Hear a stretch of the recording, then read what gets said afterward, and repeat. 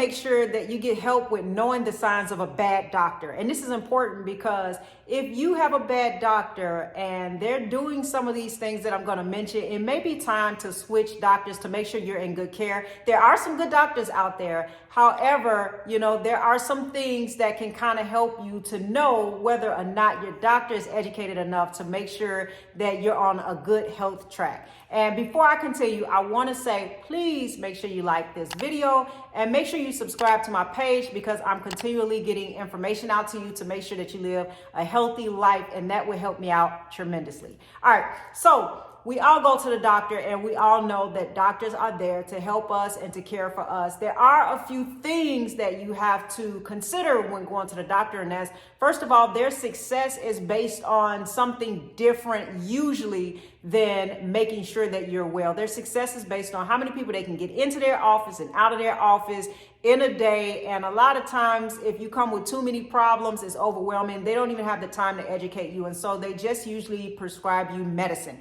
Now, there's a few things that I feel like doctors can work on when it comes to making sure that you are being cared for as a doctor and as a physician.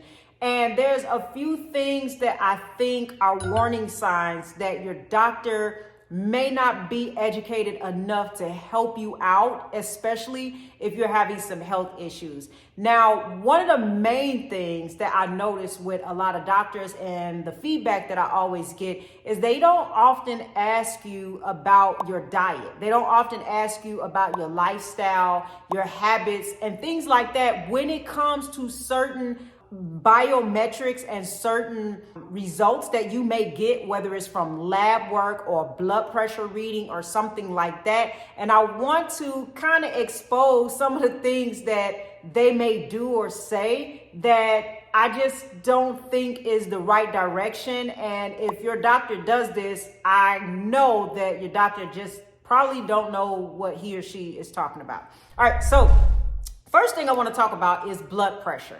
Now, when you go to the doctor, you get your blood pressure reading, and a lot of times this isn't necessarily from the doctor, this is from the nurse, so I'll include them also. So you'll get your blood pressure reading and it may be high at the moment. Now, everybody know when you go to the doctor, your blood pressure is higher because you're nervous, your pulse is higher, and you're just hoping that it's a good reading and you want it to be well. But first of all, things kind of can start off wrong from the very beginning, which is that they don't often put your arm in the right position, or they don't often put the cuff on right. I had a doctor one time that put the cuff on my elbow and left my hand hanging down, and I just knew it was going to be a bad reading. And you want to say something, first of all, immediately about that, because once they get your reading and they document it, now it's in your files. And let's say, for example, you get insurance or something that actually needs to be able to pull your medical records, and then they see that you got this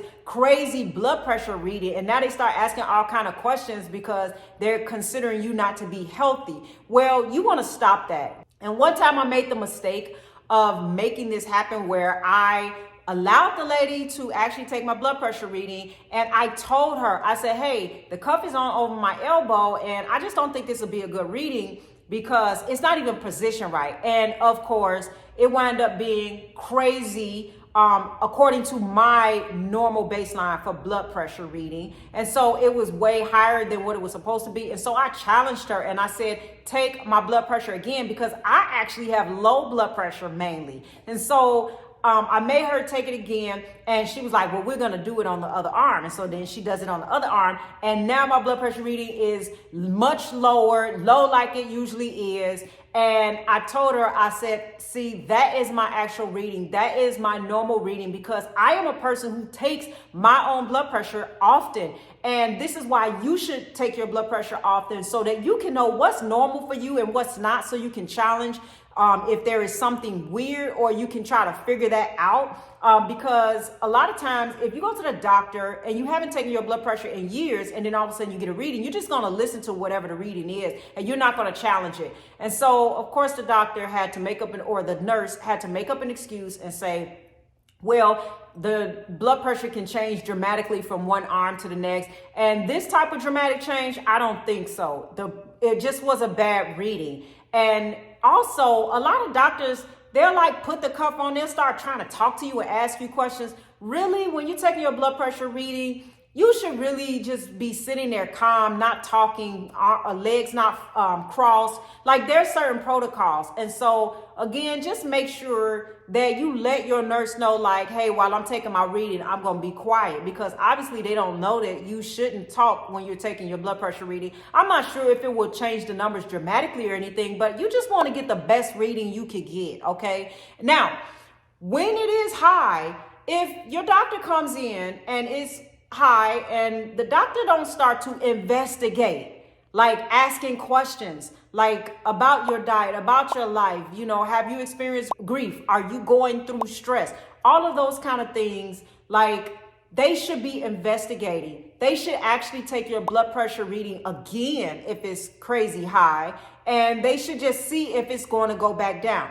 If they just come in and they're ready to prescribe you medication right away, like, I'm not saying you don't have to take the medication and take it home. I'm just saying you better make sure that you really need that medication short term, because I don't think medication is something that needs to be taken long term. I think you should have other alternatives to, your health, other options.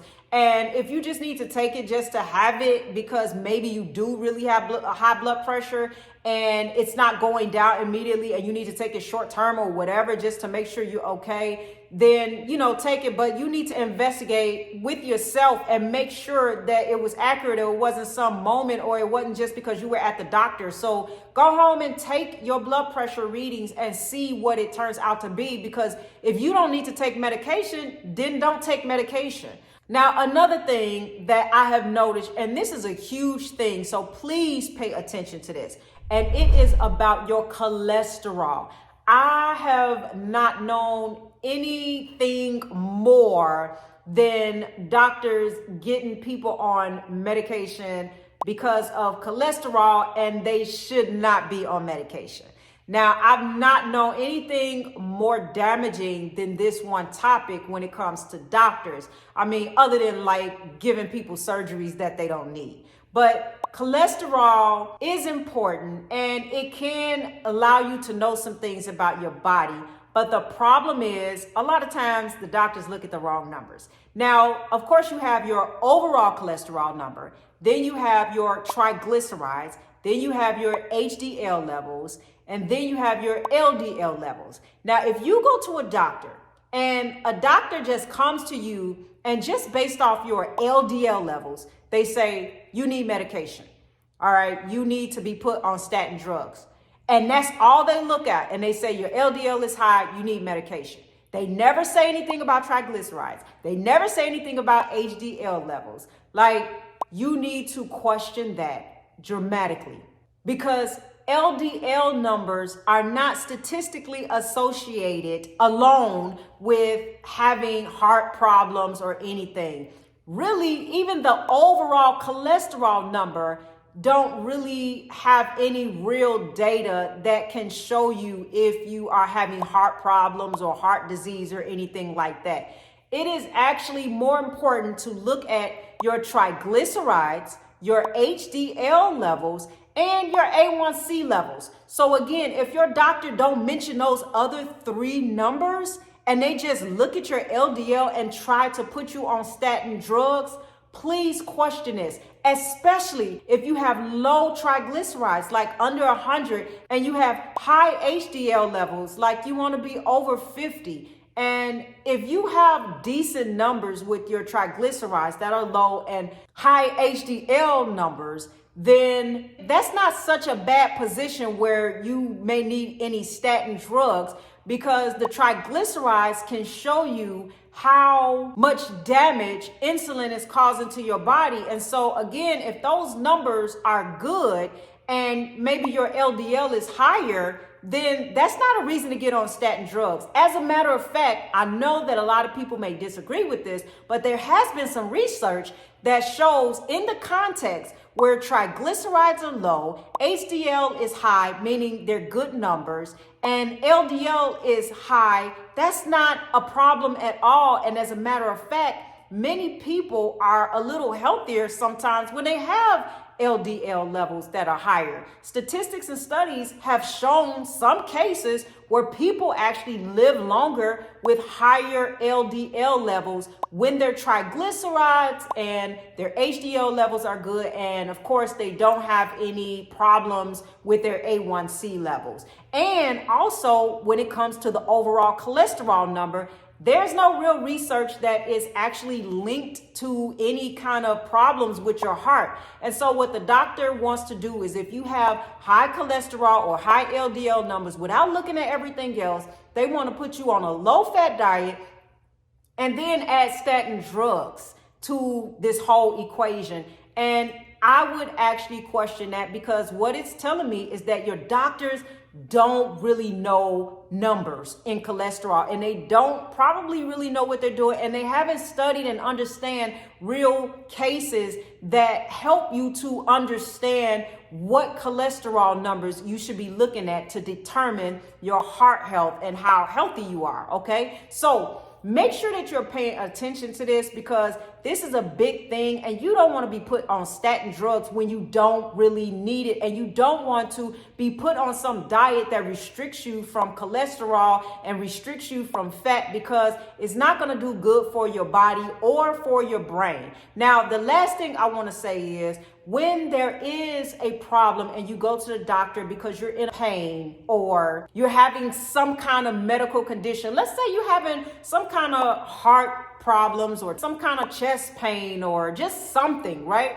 And so when you go in, if the doctor automatically puts you on medicine again and don't investigate, then you have a serious problem. What you need to ask your doctor is, hey, what is your differential diagnosis? Like, what kind of evidence do you have to either support what you think this might be or support what you think it might not be? If you don't run tests, you really don't know. And so when you ask the doctor, what's your differential diagnosis? How do you separate what you think it is from what it might be? Like, then that may get the doctor thinking, okay, I need to take some tests. Like, ask them, if you having chest pain, like, how do you know this isn't heart problems or a clogged artery or something else? Like, what tests have you done to differentiate between what it is and what it's not? And why are you putting me on medication for something that you don't actually know what it is? And so, hey, I want to get some tests done. I want to get some further investigation. I want to push to understand, how do I eliminate that it isn't a heart condition or something like that? Because again, doctors at times don't really care. They just rather put you on medication, get you out their office. And quite frankly, a lot of times they make more money just putting you on long-term medication. Again, this does not go against the fact that there are amazing doctors in this world. I actually follow a lot of them and I learn from a lot of them. Okay, so I don't want to make it that all doctors are bad. I'm just saying that a lot of times what they learn in medical school is not really the solution that's going to fix the real culprit behind many of your health conditions, especially chronic illnesses. And they often don't have the solution to either reverse or prevent chronic disease. They just have what they learn. And a lot of times that doesn't work. And you know it don't work because people tend to get sicker and sicker a lot of times.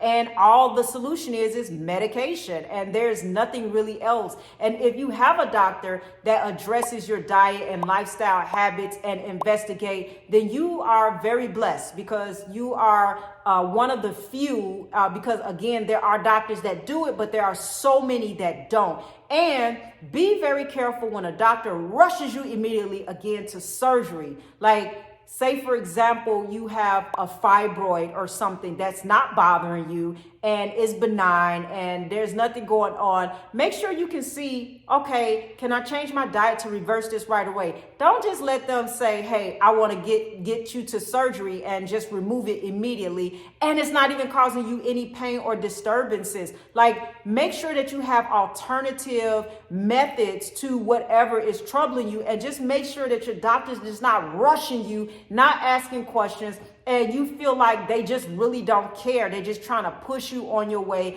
to either surgery or medication. So I wanted to point these things out. so that you know how to maybe find a good doctor, know when to maybe switch doctors, or if you got a good doctor, maybe this help you identify like, yes, I got an amazing doctor, I'll keep my doctor. And I wanted to make sure that you know how to care for yourself and how to fight for your own health. So I hope that this helped you to determine if you need to make some decisions or not, to make sure that you're in healthy hands and that you're advancing your health the way you desire. Don't forget to please like this video and subscribe to my page, and I'll continue to get information out to you that helps you to live a quality, healthy lifestyle.